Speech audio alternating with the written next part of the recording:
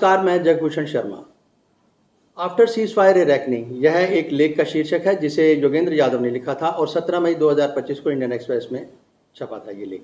और उसके एक पहले भाग का हमने आपसे जो जानकारी हम एकत्र कर सके वो साझा की थी। अंग्रेज़ी का ये लेख है और हम इसका हिंदी में तर्जुमा करके भरसक प्रयास से आपके साथ ये जानकारी साझा करते हैं और मुमकिन है अगर कोई त्रुटि हो तो उसके लिए क्षमा चाहते हैं।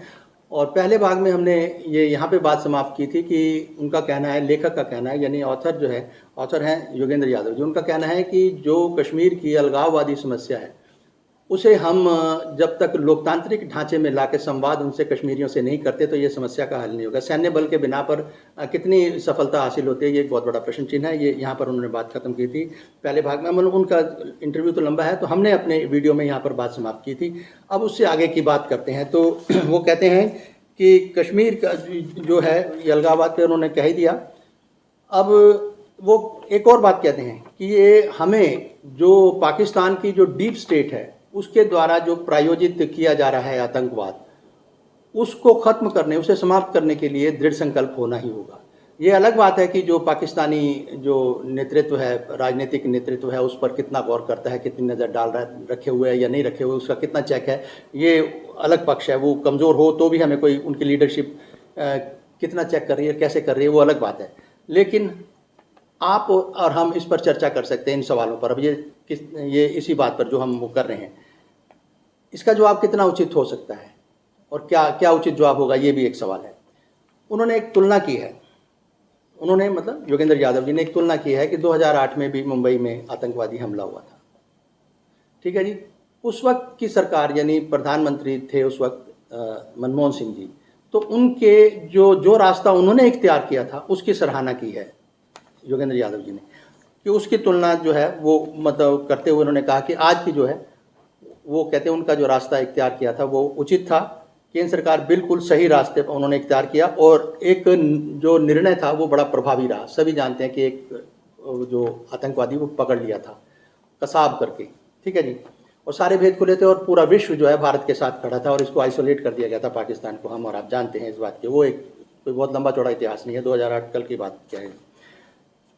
आगे वो कहते हैं कि ये भी ठीक है कि आतंकवादियों के ठिकाने पे जिस तरह से जो निशाना किया गया वो उचित है, ठीक है। लेकिन सवाल ये है कि जो ये भी उन्होंने साथ ये भी कहते हैं कि जो देश है, राष्ट्र है, नेशन है, जो भी है, इनके पास सैन्य बलों के पास इनके पास हक है पूरा। जो जिस तरह के जो हमले हुए, ये हमला हुआ है जो पहलगाम का, जिसमें 25 तो भारत के निर्दोष सैलानी और एक नेपाल का सैलानी, जो ये निर्दोष 26 लोग मारे गए आतंकवादियों द्वारा। इसके ऊपर एक जो है इसकी सुरक्षा करना, इनका प्रतिकार करना हमारे सुरक्षा बलों के पास इनके हक है, वैध हक है, एक जो लेजिटिमेट राइट है और सबकी, ठीक है जी। इसके लिए एक और भी ढांचा हमें वो कहते हैं कि बेशक हमें निर्माण करें, इसके हक को और भी मजबूत करना चाहिए, ऐसे वो एक झलक देते हैं अपने कथन में। ऑपरेशन सिंदूर को निष्पक्ष अगर समझना है, उसकी विवेचना करनी है, तो वो कहते हैं, वो का मतलब मेरा योगेंद्र यादव से है, वो कहते हैं इनके 3 सवाल जुड़ते हैं। अब वो 3 सवाल क्या क्या हैं? पहला तो ये है कि कितने प्रभावी ढंग से इसने मतलब इस ऑपरेशन ने आतंकवादियों और इसकी योजना बनाने वालों पर रोक लगाने में सफलता हासिल की। पहला सवाल तो ये है। दूसरा, ऑपरेशन सिंदूर ने देश की अखंडता और एकता को किस हद तक बढ़ावा दिया और विश्व पटल पर ये है कहते हैं कि इस आक्रमण के सामने विश्व पटल पर भारत ने इस ऑपरेशन से क्या हासिल किया है। कि ये कहना कि भारत ने इस परिप्रेक्ष्य में अपने हित को बुरी तरह से आघात पहुंचाया है। वो कहते हैं कि जहाँ तक सैन्य सफलता की बात है तो यह हम सुरक्षा जो विशेषज्ञ हैं इन पर छोड़ दें। हमें यानी ऑपरेशन सिंदूर में हमें जितनी सैन्य सफलता मिली है, इसकी जानकारी या इसका जो सही विश्लेषण है या आकलन है वो हम सुरक्षा बलों पर छोड़ दें। ये उस लेख में लिखा है। यहाँ एक महत्वपूर्ण और बात कहते हैं योगेंद्र यादव कि ऐसे में सार्वजनिक क्षेत्र में प्रधानमंत्री महोदय यानी नरेंद्र मोदी जी बहुत ही असाधारण वक्तव्य आज जो हमारे समक्ष है, वो ये कि राष्ट्र को संबोधित करते हुए उन्होंने जो कहा, अब जहाँ तक सैन्य सफलता, ऑपरेशन सिंदूर में सैन्य जो सफलता मिली है, इसके बारे में वो कहते हैं कि जो सुरक्षा विशेषज्ञ हैं हम उनके विश्लेषण और उनकी विवेचना पर छोड़ते हैं। लेकिन एक बात और कहते हैं कि प्रधानमंत्री नरेंद्र मोदी साहब ने जिस तरह से बहुत ही असाधारण वक्तव्य राष्ट्र को संबोधित किया, अपने वक्तव्य में राष्ट्र को संबोधित करते हुए कहा कि पाकिस्तान की तरफ से जब ये कहा गया कि उसकी ओर से आगे कोई आतंकी गतिविधि और सैन्य दुस्साहस नहीं दिखाया जाएगा, तो हमने विचार किया। इस वक्तव्य पर वो आगे कहते हैं कि मतलब ये जो लिखा है उसमें, India consider Pakistan's offer for a ceasefire once the Pakistani side said it won't carry out terrorist activity और मिलिट्री मिसएडवेंचर एनीमोर। ऐसे में योगेंद्र यादव आगे लिखते हैं कि अगर ये सच है कि पाकिस्तान स्टेट ने आतंकवादी गतिविधियों और उसका हाथ होने की बात मान ली है और यह वादा कर लिया कि पाकिस्तान जो है ऐसा आगे से नहीं करेगा और सुधार लाएगा, फिर ऑपरेशन सिंदूर ने तो अपने उद्देश्य से भी अधिक जो है वो हासिल कर लिया।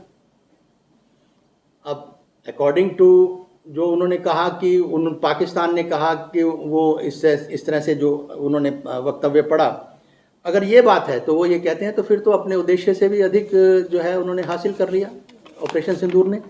तो ये सारी बातें हैं। अब दरअसल दिक्कत कहाँ है? दरअसल दिक्कत क्या है कि प्रधानमंत्री ने कोई विवरण नहीं दिया। अब वो उनके कथन को आगे वो बात करते हैं, इससे जोड़ते हुए कहते हैं कि इस कथन के बाद वो कहते हैं कि दरअसल दिक्कत है क्या? दिक्कत यह है कि प्रधानमंत्री ने कोई विवरण नहीं दिया कि ये बात किसने कही, किसको कही। ठीक है जी। क्या ये लिखित मुआयदित है? क्या ये लिखित मुआयदित है, यानी वचन है, वादा है, क्या है? ये रिटन है? तो ये सवाल भी इन्होंने उनके जो संबोधन था राष्ट्र को, उससे जोड़ के ये कहा है, और ये बड़ा एक वाजिब सवाल यहाँ पर है भी सही। अब वो ये कहते हैं कि इसे राष्ट्रीय संबोधन में क्यों शामिल किया गया? Ministry of external affair MEA ने प्रधानमंत्री के दावे को अपनी प्रेस ब्रीफ में दोहराने से संकोच क्यों किया? उन्होंने तो नहीं दोहराई ये बात। Director General of Military Operations of Pakistan called the Director General of Military Operations of India at 15:35 hours earlier this afternoon. It was agreed between them that both sides would stop all firing and military action on land and in the air and sea with effect from 1700 hours Indian Standard Time today. Instructions have been given on both sides to give effect to this understanding. The Directors General of Military Operations will talk again on the 12th of May.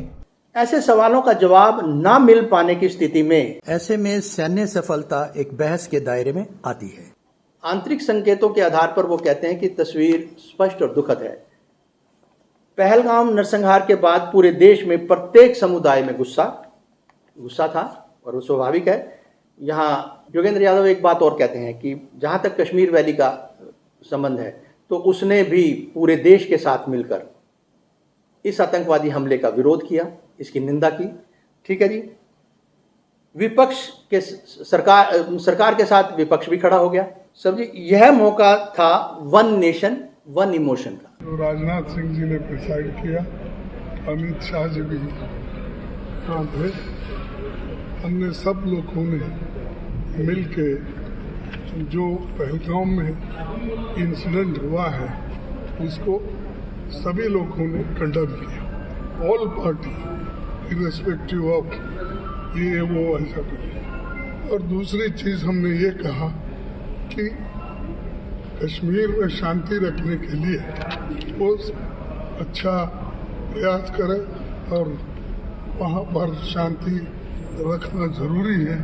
ये बात उनके सामने हमने रखा और उन्होंने ये कहा कि सभी एक्शन ले लें। राहुल जी कश्मीर जा रहे हैं।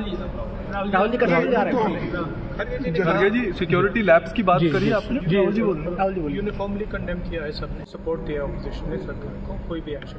मैंने ये कहा है कि यूनाइटेड नेशन सिक्योरिटी काउंसिल का रेजोल्यूशन है 1373, उसमें ये ख़ास तौर से कहा गया कि कोई स्टेट क्रिमिनलाइजेशन को फाइनेंस ना करे और किसी भी तरीके से टेररिज्म को सपोर्ट ना करे, सेफ हेवन ना दे, तो पाकिस्तान बरसों से इस रेजोल्यूशन 1373 का वायलेशन कर रहा है। दूसरा, अगर आप यूनाइटेड नेशन का आर्टिकल 51 पढ़ेंगे, ये हम किसी स्टेट को दूसरे स्टेट के खिलाफ सेल्फ डिफेंस में एक्शन लेने का इख्तियार देता है और उसमें एक वर्ड है बेलिजेंट रिप्राइजल्स, जिसको हम इस्तेमाल करना चाहिए। मैंने कहा सर्वदलीय बैठक में सभी राजनीतिक दलों ने एक स्वर में ये मांग की कि इस आतंकवादी घटना के खिलाफ सरकार सख्त से सख्त कार्रवाई करे। स्वाभाविक है कि जब देश पर आपत्ति आती है तो सभी का इमोशन तो एक सा हो ही जाता है।